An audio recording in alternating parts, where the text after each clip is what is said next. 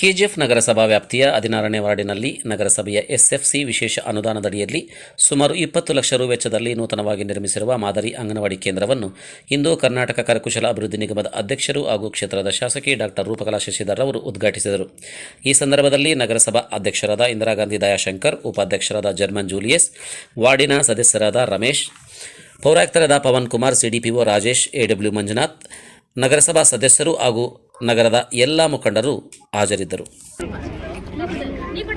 ಹೋಗಿ ಸುದೀಶ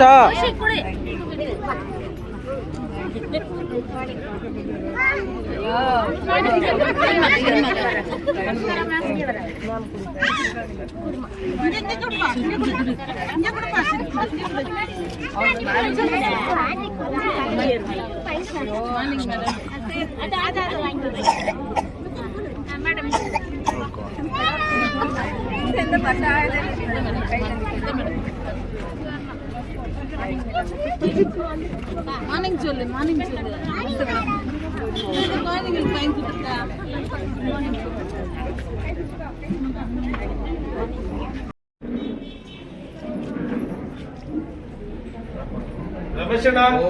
ఇవన్నీ తదేవ లగ్నం సుదినం తదేవ తారాబలం చంద్రబలం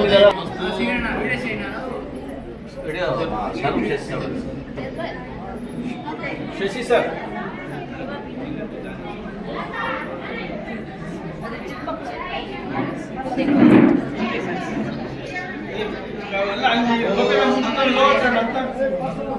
ಎಲ್ಲಿ ಮಾಡಿದ್ದೆ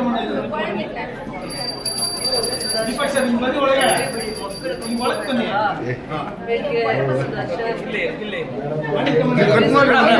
ಟೇಪ್ ಕಟ್ ಮಾಡಿ ಆಮೇಲೆ ಮಕ್ಕಳು ಕಳಿಸಿ.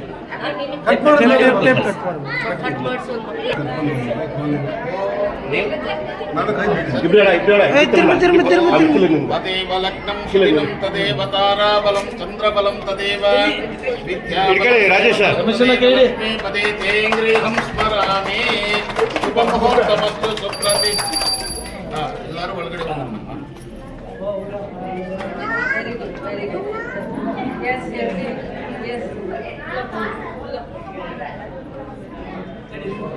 ಎಲ್ಲ ಒಳ್ಳೆ போங்க ஸ்பெஷல் சாப்பாடு போ நீங்க எல்லாம் ஸ்பெஷல் சாப்பாடு போ சாக்லேட் கொடுங்க குழந்தைங்க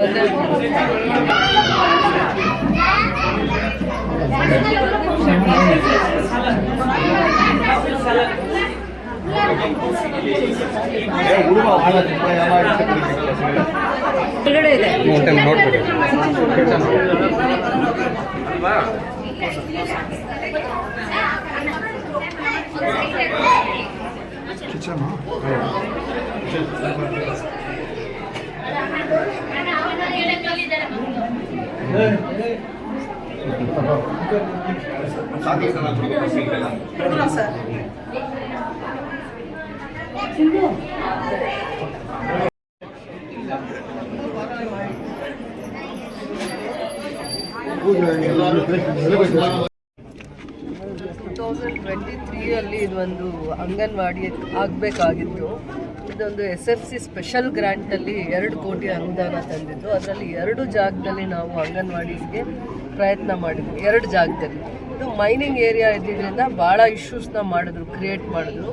ಮೈನಿಂಗ್ ಏರಿಯಲ್ಲೇ ಇದ್ದರೂ ಕೂಡ ನಾವು ಮೈನಿಂಗ್ ಏರಿಯಾ ಅಲ್ಲಿ ಮೇಂಟೆನೆನ್ಸ್ ಏನು water services, UGD services, road, light ಎಲ್ಲ ಸರ್ವಿಸಸ್ಸು ನಗರಸಭೆಯಿಂದ ಆಗುತ್ತೆ. Constructions, building constructions, school, ಅಂಗನವಾಡೀಸು, repairs ಎಲ್ಲ ಬಂದಾಗ ಅಲ್ಲಿ ಬರುವಂಥ ಆಫೀಸರ್ಸು ಆಗಿಂದಾಗ ಬರುವಾಗ ಅದನ್ನು ಅರ್ಥ ಮಾಡಿಕೊಳ್ಳದೆ ಭಾಳ ಸಂದರ್ಭದಲ್ಲಿ ತೊಂದರೆ ಆಗ್ತಾ ಬಂತು. ಬಟ್ ಇದು ಒಂದು ವರ್ಷ 1.5 ವರ್ಷದ ಹಿಂದೆನೇ ಆಗಬೇಕಾಗಿದ್ದು ಅಂಗನವಾಡಿ. ಇದು ನನ್ನ ಕನಸಾಗಿತ್ತು. ನಾನು ಅಂಗನವಾಡೀಸ್ನ ವಿಸಿಟ್ ಮಾಡಿದಾಗ ಇಡೀ KGF ಅಲ್ಲಿ 118 ಅಂಗನವಾಡೀಸ್ ಇದ್ದಾವೆ. ಎಷ್ಟಿದೆ? 113 ಅಂಗನವಾಡೀಸ್ ಇದ್ದಾವೆ. ಒಂದು ಅಂಗನವಾಡಿ ಕೂಡ ಯೋಗ್ಯವಾಗಿಲ್ಲ. ನನ್ನ ಮನಸ್ಸಿಗೆ ಅನಿಸಿದ್ದ ಆ ಸಂದರ್ಭದಲ್ಲಿ ಚಿಕ್ಕ ಮಕ್ಕಳು ಇನ್ನೂ ಕಣ್ತೆರೆದೇ ಇರೋವಂಥ ಮಕ್ಕಳಿಗೆ ನಾವು ಏನು ಸರ್ವಿಸ್ ಮಾಡ್ತೀವಿ ಅಂದಾಗ ನನಗೆ ಅವತ್ತಿನ ಕನಸಿನಲ್ಲಿ ನನ್ನ ಪರಿಕಲ್ಪನೆ ಈ ರೀತಿ ಇತ್ತು.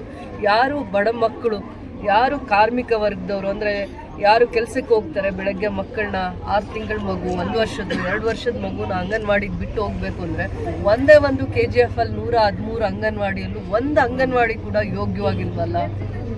ಮಕ್ಕಳು ಇಲ್ಲಿ ಕಲಿಯುವಂಥ ವಾತಾವರಣ ಇಲ್ವಲ್ಲ ಅನ್ನುವಂಥ ನೋವು ನನ್ನನ್ನು ಕಾಡ್ತಾ ಇತ್ತು. ಆ ಸಂದರ್ಭದಲ್ಲಿ ಒಂದು ಸ್ಪೆಷಲ್ ಗ್ರ್ಯಾಂಟ್ಸ್ ಅಂತ ತಂದೆ, SFC ಗ್ರ್ಯಾಂಟ್ಸ್ ಅಂತ 2 ಕೋಟಿ ತಂದೆ. ಅದರಲ್ಲಿ ಇದು 20 ಲಕ್ಷ ಅನುದಾನದಲ್ಲಿ ಇನ್ನೂ ಒಂದು ಜಾಗಕ್ಕೂ ಪ್ರಪೋಸ್ ಮಾಡಿದ್ದೆ. ಇಂಥದ್ದೇನೋ ಮೈನಿಂಗ್ ಏರಿಯಾಲ್ಲಿ ಪ್ರಪೋಸ್ ಮಾಡಿದ್ದೀನಿ ಅಂತ ಅದರದ್ದು ಬಿಲ್ಡಿಂಗ್ ಕನ್ಸ್ಟ್ರಕ್ಷನ್ಗೂ ಅಥವಾ ಜಾಗದ ವಿಚಾರಕ್ಕೂ ತೊಂದರೆ ಆಗಿ ಇಷ್ಟು ಕಾಲಾವಕಾಶ ತಗೊಂತು. ಅದಾದಮೇಲೆ ಏನು ತುಂಬ ಖುಷಿ ಅಂತಂದರೆ ನನಗೆ 2 ವಿಚಾರದಲ್ಲಿ, ಒಂದು ನಾವು ಅಂಗನವಾಡೀಸ್ಗೆ 24 ಸೈಟನ್ನು ಕೊಡುವಂಥದ್ರಲ್ಲಿ ನಗರಸಭೆ ಜಾಗ ಗುರುತಿಸಿ 24 ಸೈಟನ್ನು ಕೊಟ್ಟಿದೆ. ಆ 24 ಸೈಟಲ್ಲೂ ಕೂಡ ಹಂತ ಹಂತವಾಗಿ ಅಂಗನವಾಡೀಸ್ನ ಕಟ್ಟಬೇಕು ಅನ್ನೋವಂಥ ದೂರದೃಷ್ಟಿ ನನಗಿತ್ತು. ಅದಾದಮೇಲೆ ಈ ಭಾಗಕ್ಕೆ ನಾವು ಯಾಕೆ ಅಧಿಕಾರಿಗಳನ್ನ ಇಲ್ಲಿ ಬಂದು ಕೆಲಸ ಮಾಡಲಿ ಅಂತಂದಾಗ, ಒಂದು ಯಂಗ್ಸ್ಟರ್ಸ್ ಯಾಕೆ ಬರಲಿ ಅಂತ ಆಸೆ ಪಡ್ತೀವಿ ಅಂತಂದರೆ ಇಲ್ಲಿನ ಸಮಸ್ಯೆಗಳನ್ನ ಅರ್ಥ ಮಾಡಿಕೊಂಡು ಕೆಲಸ ಮಾಡುವಂಥವ್ರಾಗಲಿ, ಏನಾದರೂ ಒಂದು ಜನರ ಮನಸ್ಸಲ್ಲಿ ಉಳಿದೋಗುವಂಥ ಕೆಲಸ ಮಾಡಲಿ. ಹಿಂದೆ ಸರ್ಫರಾಜ್ ಖಾನ್ ಅಂತ ಇದ್ದರು, ಆ ಥರ ದೊಡ್ಡ ಒಳ್ಳೆಯ ಹೆಸರು ಮಾಡಿ ಹೋಗಿರೋ, ಬೆಳಗ್ಗೆ 6 ಗಂಟೆಗೆ ಮಾರ್ಕೆಟಲ್ಲಿ ಇರ್ತಾಯಿದ್ರು, ಕ್ಲೀನಿಂಗ್ ಜಾಗದಲ್ಲಿ ಇರ್ತಾಯಿದ್ರು. ಏನೋ ಒಂದು ಒಳ್ಳೆ ಪರಿಕಲ್ಪನೆ ಇರುತ್ತೆ, ಕೆಲಸ ಮಾಡ್ತಾರೆ, ಮಕ್ಕಳ ವಿಚಾರದಲ್ಲಿ, ಎಜುಕೇಷನ್ ವಿಚಾರದಲ್ಲಿ, ಸೋಷಲ್ ಕನ್ಸರ್ನಿಂದ ಕೆಲಸ ಮಾಡ್ತಾರೆ. ಒಂದೇ ಜಿಲ್ಲೆಯವರಾದಾಗ ಅವ್ರಿಗೊಂದು ಅವಕಾಶ ಕೊಟ್ಟಾಗ, ಆಪರ್ಚುನಿಟಿ ಕೊಟ್ಟಾಗ ಅದನ್ನು ಒಳ್ಳೆ ರೀತಿ ಸದ್ಬಳಕೆ ಮಾಡ್ಕೊತಾರೆ, ಸಮಸ್ಯೆಗಳ ಜೊತೆ ನನ್ನ ಜೊತೆ ಗಟ್ಟಿಯಾಗಿ ನಿಂತು ಕೆಲಸ ಮಾಡ್ತಾರೆ ಅನ್ನೋವಂಥ ಒಂದು ಆಶಾಭಾವನೆ ಇರುತ್ತೆ. ಯಾರೇ ಒಂದು ಅಧಿಕಾರಿ ಬಂದಾಗ ನಾವು ಅವರಿಂದ ಎಕ್ಸ್ಪೆಕ್ಟ್ ಮಾಡೋದೇ ಅಷ್ಟು. ಇಲ್ಲಿ ಇಷ್ಟು ಸಮಸ್ಯೆಗಳಿದ್ದಾವೆ, ಎಲ್ಲ ಸಮಸ್ಯೆನೂ ಒಂದೇ ದಿನ ಬಗೆಹರಿಸೋಕ್ಕಾಗಲ್ಲ. ಆದರೆ ಹಂತ ಹಂತವಾಗಿ ಪ್ರಯತ್ನ ಮಾಡಿದಾಗ ಬಗೆಹರಿದೇ ಇಲ್ಲದೆ ಇರೋ ಸಮಸ್ಯೆನೇ ಇರಲ್ಲ. ಆ ಒಂದು ಕನ್ಸರ್ನಿಂದ ನಾವು ಒಳ್ಳೆ ಅಧಿಕಾರಿಗಳಿಗೆ ಜಾಗಕ್ಕೆ ಬರಲಿ, ಕನ್ಸರ್ನ್ ಇರುವಂಥವ್ರು ಬರಲಿ, ಸೋಷಲ್ ಕನ್ಸರ್ನಲ್ಲಿ ಇರುವಂಥ ಅಧಿಕಾರಿಗಳು ಬರಲಿ, ಕೆಲಸ ಮಾಡಲಿ ಅನ್ನೋವಂಥ ಒಂದು ಉದ್ದೇಶದಿಂದ ನಾವು ಕರ್ಕೊಂಡು ಬರ್ತೀವಿ. ಬಂದಾದಮೇಲೆ ಸಿಸ್ಟಮ್ ಹಾಳು ಮಾಡುತ್ತೋ, ಇಲ್ಲಿನ ಅವ್ರನ್ನ ಯಾವ ರೀತಿ ಅವ್ರಿಗೆ ಏನು ತಪ್ಪು ಮಾಡ್ತಾರೋ ಗೊತ್ತಾಗಲ್ಲ. ಬಂದಾದ್ಮೇಲೆ ಅವರಿಗೆ ತಿಳುವಳಿಕೆ ಏನು ಬರುತ್ತೋ, ಯಾರು ಅವ್ರನ್ನ ಎಜುಕೇಟ್ ಮಾಡ್ತಾರೋ, ಮಿಸ್ಲೀಡ್ ಮಾಡ್ತಾರೋ, ಕೆಲವೊಂದು ಕೆಲಸಗಳು ನಿಧಾನ ಆಗ್ತಾ ಇರೋದು ಸತ್ಯನೇ. ಆದರೆ ಬರೋವಂಥ ದಿನಗಳಲ್ಲಿ ಇದಾದ್ಮೇಲೆ ನೆಕ್ಸ್ಟ್ ಮೀಟಿಂಗ್ ನಾವು ರಾಜೀವ್ ಗಾಂಧಿದು ಏನು ಈ ಖಾತಾ ಡ್ರೈವ್ ಏನಿದೆ ಅಲ್ಲಿ ಅವರಿಗೆ ಈ ಖಾತಾ ಡ್ರೈವ್ದು ಕಾರ್ಯಕ್ರಮ ಮಾಡ್ತೀವಿ. ನಾವೊಂದು ವಾರ 10 ದಿನ ಅಂತ ಹೇಳಿದ್ವಿ. ಇದಾಗಿದ್ದು ನೆಕ್ಸ್ಟ್ ಕಾರ್ಯಕ್ರಮನೇ ಅದಾಗಿರುತ್ತೆ. ಅದೇ ಏರಿಯಾಗೆ ಹೋಗ್ತೀವಿ. 488 ಜನದ್ದು ಅಲ್ವಾ, 488 ಏನು 600 ರೂಪೀಸ್ ಕಟ್ಟಿಸ್ಕೊಂಡು ಅದರದ್ದು ಒಂದು ಅಚೀವ್ಮೆಂಟ್ ಆಗಬೇಕು. ಆಯಿತು, ಪ್ಲಸ್ ಟ್ಯಾಕ್ಸ್, ಅದು ಒಂದು ಅಚೀವ್ಮೆಂಟ್ ಥರ ಮಾಡಬೇಕು ಅಂತ ಅಂದ್ಬಿಟ್ಟು ಹೇಳ್ತಾ ಇದ್ದೀನಿ. ಏನೇ ನನ್ನ ಕೆಲಸದ ಹಿಂದಿನ ಉದ್ದೇಶ ಸೋಷಲ್ ಕನ್ಸರ್ನೇ ಆಗಬೇಕು. ಎಲ್ಲ ವಿಚಾರಗಳನ್ನೂ ನಾವು ರಾಜಕೀಯವಾಗಿ ನೋಡಿದಾಗ ಏನೂ ಸಾಧನೆ ಮಾಡೋಕ್ಕಾಗಲ್ಲ. ಎಲ್ಲ ವಿಚಾರ ಜನರ ಆಯ್ಕೆ ಮಾಡಿದಾಗ, ಅವಕಾಶ ಕೊಟ್ಟಾಗ ಸ್ವಲ್ಪ ನಾವು ತಗ್ಗಿ ಬಗ್ಗಿ ನಡಿಬೇಕು, ಜವಾಬ್ದಾರಿಯಿಂದ ನಡಿಬೇಕಾಗತ್ತೆ. ಏನು ಒಳ್ಳೆ ಕೆಲಸ ಮಾಡಿದ್ದೀವಿ ಅಂತ ನೋಡೋಕ್ಕೆ ಹೋದಾಗ ಮಕ್ಕಳಿಗೆ ಏನು ಮಾಡಿದ್ದೀವಿ, ಎಜುಕೇಷನ್ ಸಿಸ್ಟಮ್ಗೆ ಏನು ಮಾಡಿದ್ದೀವಿ, ಬಡವ್ರಿಗೆ ಏನು ಮಾಡಿದ್ದೀವಿ, ಕಾರ್ಮಿಕರಿಗೆ ಏನು ಮಾಡಿದ್ದೀವಿ, ಹೆಣ್ಮಕ್ಳಿಗೆ ಏನು ಮಾಡಿದ್ದೀವಿ ಅಂತ ಕ್ವೆಶನ್ ಹಾಕ್ಕೊಂಡಾಗ 5 ವರ್ಷ ಅವಕಾಶ ಕೊಟ್ಟಿದ್ರು. ಯಾವುದ್ರಲ್ಲಿ ಇವರು ಸರಿ ಅನಿಸ್ಕೊಂಡಿದ್ದಾರೆ, ಯಾವುದ್ರಲ್ಲಿ ತಪ್ಪಾಗಿದೆ, ಯಾವುದ್ರಲ್ಲಿ ಸರಿ ಮಾಡ್ಕೋಬೇಕು ಅಂತ ಜನ ನಮ್ಮನ್ನು ಪ್ರಶ್ನೆ ಮಾಡಿದಾಗ ನಾವು ಸರಿ ಅಂತ ಎಲ್ಲೋ ಒಂದತ್ರ ಆದರೂ ಸರಿ ಅಂತ ಅನ್ನಿಸ್ಕೊಳ್ಳೋ ಅಂಥದ್ರಲ್ಲಿರಬೇಕು. ಮಕ್ಕಳ ವಿಚಾರದಲ್ಲಿ ನನಗೆ ಭಾಳ ಸತಿ ಅಂಗನವಾಡೀಸ್ಗೆ ಹೋಗೋಕ್ಕೆ ಬೇಜಾರಾಗ್ತಿತ್ತು. ಯೋಗ್ಯವಾಗಿರೋ ಜಾಗದಲ್ಲಿ ಅಡುಗೆ ಮಾಡೋಕ್ಕೆ ಅವರಿಗೆ ವ್ಯವಸ್ಥೆ. ನಾನು ಅಂಗನವಾಡಿ ಟೀಚರ್ನ ಬಯೋದ್ರಿಂದನೋ ಅಥವಾ CDPOನ ಬಯೋದ್ರಿಂದ ಸಮಸ್ಯೆಗಳು ಬಗೆಹರಿಯಲ್ಲ. ಭಾಳ ಹಳೆ ಕಟ್ಟಡಗಳಿವೆ, ಸರ್ಕಾರದ್ದು ಭಾಳ ಹಳೆ ಕಟ್ಟಡಗಳು. KGF ಅಲ್ಲಿ ಸರ್ಕಾರದ ಕಟ್ಟಡ ಎಲ್ಲಿ ಸಿಗಲ್ಲ. ಯಾಕೆಂದರೆ 50% to 60% ಮೈನಿಂಗ್ ಏರಿಯಾ ಇದೆ, ಇನ್ನು 50% ನಾನ್ ಮೈನಿಂಗ್ ಏರಿಯಾ ಇದೆ. ಎಲ್ಲದರಲ್ಲೂ ಬಾಡಿಗೆನೇ ಇರೋದು. ಬಾಡಿಗೆ ಒಂದು 6 ತಿಂಗಳು ಬಿಟ್ಟು ಬರುತ್ತೆ, 10 ತಿಂಗಳು ಬರುತ್ತೆ. ಸರ್ಕಾರದ ವ್ಯವಸ್ಥೆಯಲ್ಲಿ ನಾಳೆನೇ 1ನೇ ತಾರೀಕೆ ಬಾಡಿಗೆ ಬರುತ್ತೆ ಅಂದರೆ ಬರಲ್ಲ. ಈ ಥರ ಎಲ್ಲ ಸಮಸ್ಯೆಗಳಿದ್ದಾವೆ. ಇಲಾಖೆಯಲ್ಲೇ ಕೆಲವೊಂದು ಸಮಸ್ಯೆಗಳಿದ್ದಾವೆ, ಬಗೆಹರಿಸುವಂಥದ್ದಿದ್ದಾವೆ, ಬಗೆಹರಿಸೋಕ್ಕಾಗದೇ ಇರೋವಂಥದ್ದಿದ್ದಾವೆ. ಅಂಥ ವಿಚಾರಗಳನ್ನ ಕುತ್ಕೊಂಡು ದೂರದೃಷ್ಟಿ ಇಟ್ಕೊಂಡು ಕೆಲಸ ಮಾಡಿದಾಗ ಮಾತ್ರ ಇಂಥ ಒಂದು ಪರಿಕಲ್ಪನೆನ ನಾವು ಮಾಡಲಿಕ್ಕೆ ಅವಕಾಶ ಆಗುತ್ತೆ. ಅನುದಾನ ಬಂದಿತ್ತು, ಇಷ್ಟೊತ್ತಿಗಾಗಲೇ ನಾನು ಅಂಗನವಾಡಿ ಕಟ್ಟಿದಾಗ ನಂಗೆ ಖುಷಿ ಆಗ್ತಿತ್ತು, ನನಗೆ ಹೆಮ್ಮೆ ಆಗ್ತಿತ್ತು. ಇವತ್ತು ಆಗಿಲ್ಲ. ನಾನು ಆ ದಾರಿನ ಮುಟ್ಟೋದಕ್ಕೆ, ಆ ಯಶಸ್ಸನ್ನು ತಲುಪಲಿಕ್ಕೆ ನನ್ನ ಕೈಯಲ್ಲಿ ಆಗಿಲ್ಲ. ನೋಡಿ ನನಗೆ ಆ ಚಿಕ್ಕ ಮಕ್ಕಳನ್ನ ನೋಡಿದಾಗ ವಾಪಸ್ ಹೋದಾಗ ನಂಗೆ ಅವರೇ ಜ್ಞಾಪಕ ಬರ್ತಾರೆ. ಈ ಮಕ್ಕಳಿಗೆ ನಾನು ಯೋಗ್ಯವಾಗಿರೋ ವಾತಾವರಣ ಕೊಟ್ಟಿದ್ದೀನ ಒಂದು ತಾಯಿಯಾಗಿ. ಅವರು ಓದ್ಕೊಳ್ಳೋದು ಸುಧಾರಿಸೋದಕ್ಕೋಸ್ಕರ ಏನು ಅವಕಾಶ ಮಾಡಿದ್ದೀವಿ ಸರ್ಕಾರದ ವ್ಯವಸ್ಥೆಯಲ್ಲಿ ಅಥವಾ ಅದನ್ನು ಬಿಟ್ಟು, ಆದರೂ ಕೂಡ ನಮ್ಮ ಅನುದಾನದಲ್ಲಿ ಅಥವಾ ಸರ್ಕಾರದ ಅನುದಾನದಲ್ಲಿ ಅಥವಾ ಯಾವುದಾದ್ರೂ ಸಂಘ ಸಂಸ್ಥೆಗಳು ಅಥವಾ ಯಾವುದಾದ್ರೂ ಅನುದಾನನ ಕೊಟ್ಟಾಗ ಫಸ್ಟ್ ನಾನು KGF ಅಲ್ಲಿ ನಗರ ಭಾಗದಲ್ಲಿ ಗ್ರಾಮೀಣ ಭಾಗದಲ್ಲಿ ಅಂಗನವಾಡೀಸ್ಗೆ ಪ್ರಿಯಾರಿಟೀಸ್ ಕೊಡ್ತೀವಿ. ಅಂಗನವಾಡಿಗೆ ನೀರು ಕೊಡೋ ಅಂಥದ್ದು ಪಾರ್ಕ್ಸು ಅಥವಾ ಅವರಿಗೆ ಆಟಿಕೆಗಳಂದರೆ ಬೇರೆ ಆ್ಯಕ್ಟಿವಿಟೀಸ್ಗೆ ಹೆಲ್ಪ್ ಆಗುವಂಥದ್ದನ್ನು ನಗರಸಭೆ ಮುಖಾಂತರ ಮಾಡಬೇಕು ಅನ್ನೋವಂಥದ್ದು ಒಂದು ಪರಿಕಲ್ಪನೆ ನನಗಿದೆ. ಬಿಲ್ಡಿಂಗ್ಸ್ ನಾವು ತರ್ಬೋದು, ಇನ್ಫ್ರಾಸ್ಟ್ರಕ್ಚರ್ ನಾವು ಕೊಡ್ಬೋದು, ಅದ್ರ ಜೊತೆಯಲ್ಲಿ ಮಕ್ಕಳಿಗೆ ಮತ್ತು ಎಜುಕೇಷನ್ಗೆ ಸಂಬಂಧಪಟ್ಟಂಗೆ ಏನೇನು ಇರುತ್ತೆ ಅದನ್ನು ನಗರಸಭೆ ಮುಖಾಂತರ ಕೊಡುವಂಥ ಜವಾಬ್ದಾರಿ ಕೆಲಸ ಮಾಡಲಿ. ಇದೊಂದು ಮಾಡೆಲ್ ಆಗಿರುವಂಥ ಅಂಗನವಾಡಿ ಆಗಬೇಕು ಅಂತ ಒಂದು ಕನಸು ನನಗಿತ್ತು. ಪಾರ್ಕು ಇಲ್ಲಿ ಮುಂದೆ ಇರಬೇಕು ಅಂತಿತ್ತು, ಎಲ್ಲ ಕ್ಲೋಸ್ ಮಾಡಿದ್ದಾರೆ.